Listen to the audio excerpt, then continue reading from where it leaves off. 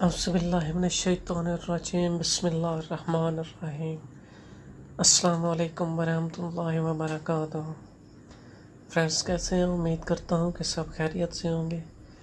میں ہوں آپ کا بھائی فراز اور آپ دیکھ رہے ہیں چینل غلام علی۔ اپنی آج کی اس ویڈیو میں اللہ کے بہت ہی پیارے نبی حضرت ابراہیم علیہ السلام کے بارے میں بات کرنے جا رہا ہوں۔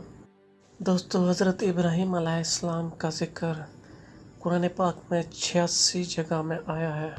حضرت ابراہیم علیہ السلام بہت ہی بڑے نبی گزرے ہیں۔ دنیا میں جب بت پرستی کا بہت زور ہو گیا، لوگ بتوں کو بناتے اور خود ان کی پوجا کرتے، حتیٰ کہ حضرت ابراہیم علیہ السلام کے والد بھی خود بت بناتے تھے اور بتوں کو ہی خدا سمجھتے تھے۔ حضرت ابراہیم علیہ السلام ابھی بچے ہی تھے، وہ دیکھتے کہ میرے والد اور دوسرے لوگ خود ہی مٹی اور لکڑ کے بت بناتے ہیں اور پھر ان کو خدا سمجھنے لگتے ہیں۔ وہ حیران ہوئے کہ کس قدر بیوقوف ہیں یہ سب لوگ کہ ان بے جان مورتیوں کو خدا سمجھ رہے ہیں۔ حضرت ابراہیم علیہ السلام ان لوگوں سے کہتے کہ تم کیوں ان بتوں کو پوجتے ہو؟ یہ تمہیں نہ کوئی نفع دے سکتے ہیں اور نہ ہی کوئی نقصان۔ اور وہ جواب دیتے کہ بس جو ہمارے باپ دادا کرتے آ رہے ہیں ہم وہی کر رہے ہیں۔ ایک روز ان لوگوں کا شہر سے باہر کوئی بہت بڑا میلہ ہوا، تو یہ سب لوگ اس میلے میں شریک ہونے شہر سے باہر چلے گئے، تو حضرت ابراہیم علیہ السلام ان کے ساتھ میلے میں نہ گئے، اور ان کے پیچھے حضرت ابراہیم علیہ السلام ملک کے بڑے بت خانے میں گئے اور وہاں کے سب بتوں کو توڑ ڈالا سوائے ایک سب سے بڑے بت کے، اور وہ کلہاڑی جس سے سب بتوں کو توڑا تھا اس کو اس بڑے بت کے کندھے پر رکھ دی، جس سے یہ معلوم ہوتا تھا کہ ان سب کو اس بڑے بت نے توڑا ہے۔ تو لوگ جب واپس آئے اور انہوں نے بتوں کی یہ درگت دیکھی کہ کسی کا سر نہیں ہے تو کسی کا پیر نہیں ہے، تو ان کو بہت غصہ آیا کہ یہ حرکت کس کی ہے۔ سب نے شبہ حضرت ابراہیم علیہ السلام پر کیا کہ وہی بتوں کو برا کہتے تھے اور میلے میں بھی نہیں گئے۔ آخر ان کو بلا کر پوچھا کہ یہ بت کس نے توڑے ہیں، تو حضرت ابراہیم علیہ السلام نے ارشاد فرمایا کہ تم مجھ سے پوچھنے کی بجائے اپنے ان خداؤں سے کیوں نہیں پوچھتے جن کی تم عبادت کرتے ہو کہ ان کو کس نے توڑا ہے، یہ خود سب کچھ تمہیں بتا دیں گے۔ تو ان لوگوں نے جواب دیا کہ آپ کو معلوم ہے کہ یہ نہیں بول سکتے۔ تو حضرت ابراہیم علیہ السلام نے کہا کہ تم پھر ایسے بیکار خداؤں کی پوجا کرتے ہو؟ اور پھر حضرت ابراہیم علیہ السلام نے کہا کہ دیکھو، کلہاڑی تو بڑے بت کے کندھے پر رکھی ہے، یہ کام تو اسی کا معلوم ہوتا ہے، اس سے پوچھو۔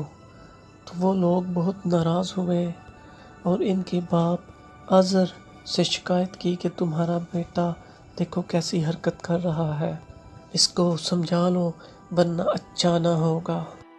حضرت ابراہیم علیہ السلام نے اپنے باپ کو بھی سمجھایا اور بت پرستی سے منع کیا اور عرض کیا کہ اے باپ، میں ڈرتا ہوں کہ آپ پر کوئی خدا کا عذاب نازل نہ ہو۔ اس پر ان کے باپ بہت سخت ناراض ہوئے اور کہا کہ آئندہ تو نے مجھ سے ایسی کوئی بات کہی تو میں تم کو سنگسار کر دوں گا، اور کہا کہ تو میرے پاس سے ہمیشہ کے لیے چلا جا۔ تو حضرت ابراہیم علیہ السلام نے باپ کو سلام کیا اور کہا کہ میں چلا جاتا ہوں، لیکن آپ کے لیے مغفرت کی دعا کرتا رہوں گا۔ تو دوستو، پھر کیا ہوا؟ وہاں کا بادشاہ نمرود کو، جو بہت ظالم اور بت پرست تھا، اس کو ان سب باتوں کا پتہ چلا کہ آزر کا بیٹا ابراہیم لوگوں کو بتوں کی پوجا سے منع کرتا ہے اور ایک خدا کی عبادت کی دعوت دیتا ہے۔ تو اس نے حضرت ابراہیم علیہ السلام کو اپنے دربار میں بلایا اور ان سے جھگڑنے لگا۔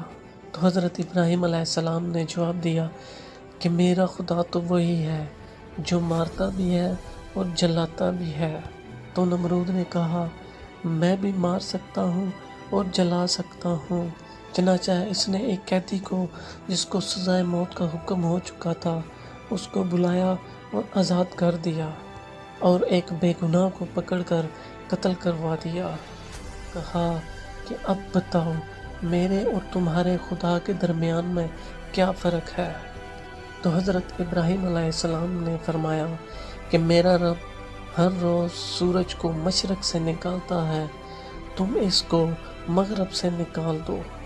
تو اس پر نمرود لاجواب ہو گیا اور اس نے حکم دیا کہ حضرت ابراہیم علیہ السلام کو آگ میں زندہ جلا دیا جائے۔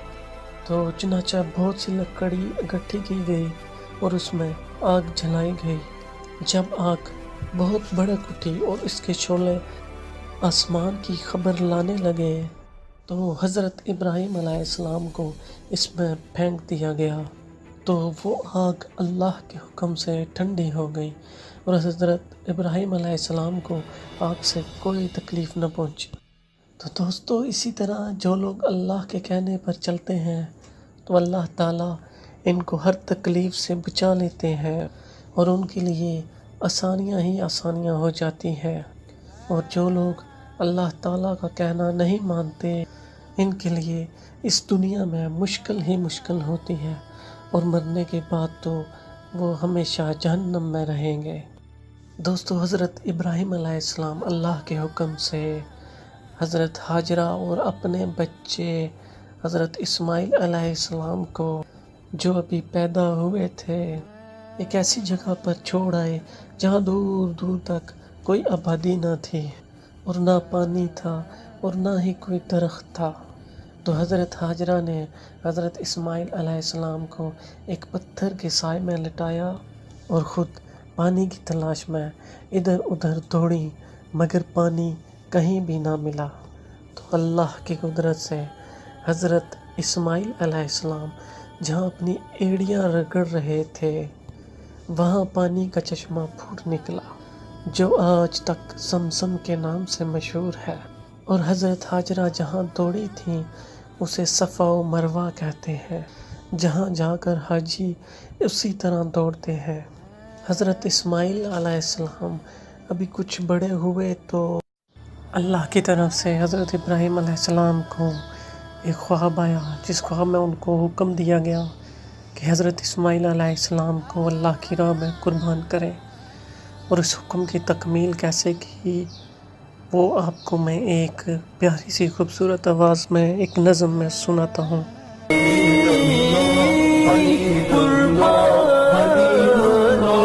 ادھر بولا کہ بیٹا آج میں نے خواب دیکھا ہے، کتاب زندگی کا ایک نرالا باب دیکھا ہے، یہ دیکھا ہے کہ میں خود آپ تجھ کو ذبح کرتا ہوں، خدا کے نام سے تیرے لہو میں ہاتھ بھرتا ہوں، سعادت مند بیٹا جھک گیا فرمان باری پر، زمین و آسمان ہے رات اس طاعت گزاری پر، رضا جوئی کی یہ صورت نظر آئی نہ تھی اب تک، یہ جرت بیشتر انسان دکھلائی نہ تھی اب تک، عجب بشاش تھے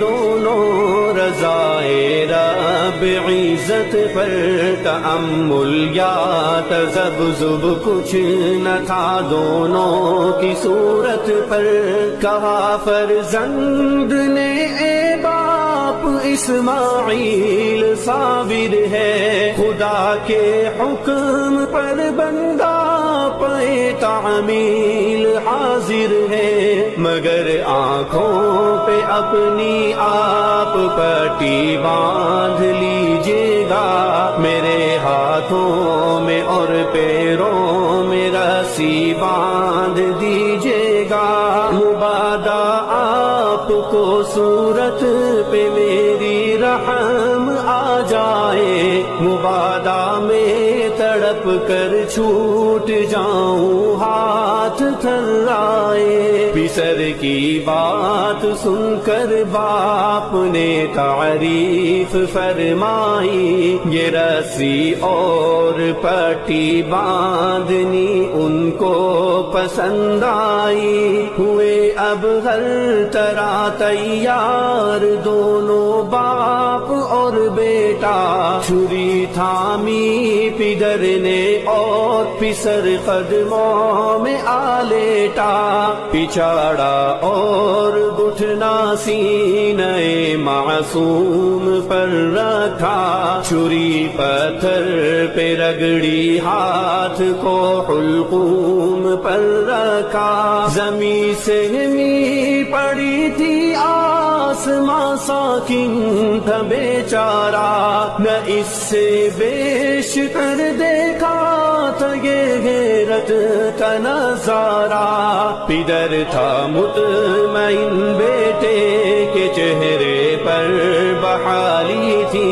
چھری حلقوم میں اسماعیل پر چلنے والی تھی.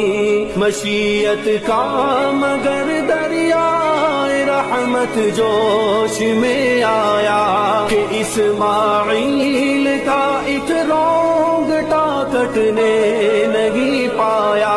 ہوئے جبریل نازل اور تھاما ہاتھ حضرت کا. کہا بس انتہا مقصود تھا ایثار و جرت کا. اطاعت اور قربانی ہوئی منظور یزدانی. جزا یہ ہے کہ جنت سے یہ آیا بر قربانی. ہمیشہ کے لیے اس خواب صادق کا ثمر لیجئے. اسی برے کو بیٹے کے عوض قربان کر دیجئے. مٹی قربانی انسان اسماعیل کے صدقے.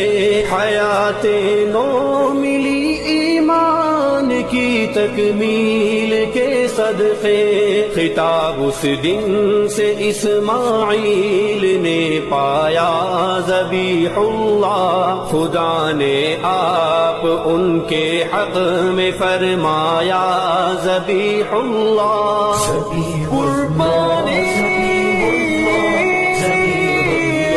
اسی واقعہ کی یاد میں مسلمان ہر سال قربانیاں کرتے ہیں. دوستو، حضرت ابراہیم علیہ السلام اور حضرت اسماعیل علیہ السلام کی زندگی سے ہم کو بہت سے سبق ملتے ہیں. حضرت ابراہیم علیہ السلام نے ہم کو سکھایا کہ اللہ کی رضا کے لیے اپنے ماں باپ تک کو چھوڑا جا سکتا ہے. اپنے ملک اور برادری کو خیر آباد کہا جا سکتا ہے. اپنے بیوی اور بچے کو جنگل میں بے سر و سامان چھوڑ کر بھی ان سے پیٹ پھیری جا سکتی ہے. اللہ تعالیٰ اگر کسی مسلمان کا امتحان لیتے ہیں اور وہ اس میں کامیاب ہو جاتا ہے تو اللہ تعالیٰ اس کو پھر اور زیادہ نعمتیں عطا فرماتے ہیں. دوستو، جب حضرت اسماعیل علیہ السلام جوان ہوئے تو حضرت اسماعیل علیہ السلام اور حضرت ابراہیم علیہ السلام نے مل کر خانہ کعبہ کو دوبارہ تعمیر کرنا شروع کیا. اور جب حضرت ابراہیم علیہ السلام نے اللہ سے دعا کی کہ اے میرے رب، اس شہر کو لوگوں کے لیے امن کی جگہ بنا دے، مجھے اور میری اولاد کو بتوں کی پوجا سے بچائے رکھ. اے ہمارے رب، میں نے اپنی اولاد کو میدان میں جہاں کھیتی نہیں ہوتی تیرے عزت والے گھر کی خاطر آباد کیا ہے، تاکہ اے میرے رب یہ نماز پڑھے. تو لوگوں کے دلوں کو ایسا کر دے کہ ان کی طرف جھکے رہیں اور ان کو میوے دے کہ تیرا شکر ادا کریں. اے میرے پروردگار، جو بات ہم چھپاتے ہیں اور جو ظاہر کرتے ہیں تو ان سب کو جانتا ہے، اور خدا سے زمین و آسمان کی کوئی چیز چھپی نہیں. اور میرے رب، تو مجھ کو توفیق دے کہ میں تیری نماز پڑھتا رہوں اور میری اولاد بھی نماز پڑھتی رہے. اے میرے رب، حساب و کتاب یعنی قیامت کے دن مجھ کو اور میرے ماں باپ کو اور مومنوں کو بخش دے۔ اور دوستو یہ وہی خانہ کعبہ ہے جہاں ساری دنیا سے لاکھوں لوگ ہر سال حج کرنے جاتے ہیں، اور جس کی طرف منہ کر کے ہم سب مسلمان 5 وقت کی نماز ادا کرتے ہیں۔ بے شک اللہ تعالیٰ اپنے نیک بندوں کو بہت سی نعمتیں عطا کرتے ہیں۔ میری دعا ہے کہ اللہ پاک حضرت ابراہیم علیہ السلام کے صدقے مجھے، آپ کو اور تمام مسلمانوں کو ہمیشہ ہدایت کی راہ پر چلنے کی توفیق عطا فرمائے، نماز پنجگانہ ادا کرنے کی توفیق عطا فرمائے، اور شیطان کے بہکاوے سے محفوظ فرمائے۔ آمین یا رب العالمین۔ اسی کے ساتھ دوستو اجازت چاہتا ہوں۔ امید ہے کہ میری ویڈیو آپ کو پسند آئی ہوگی۔ اگر یہ ویڈیو اچھی لگے تو ویڈیو کو لائک کریں اور میرے چینل کو سبسکرائب کریں۔ اسی کے ساتھ اجازت چاہتا ہوں، دعاؤں میں یاد رکھیے گا۔ السلام علیکم ورحمۃ اللہ وبرکاتہ۔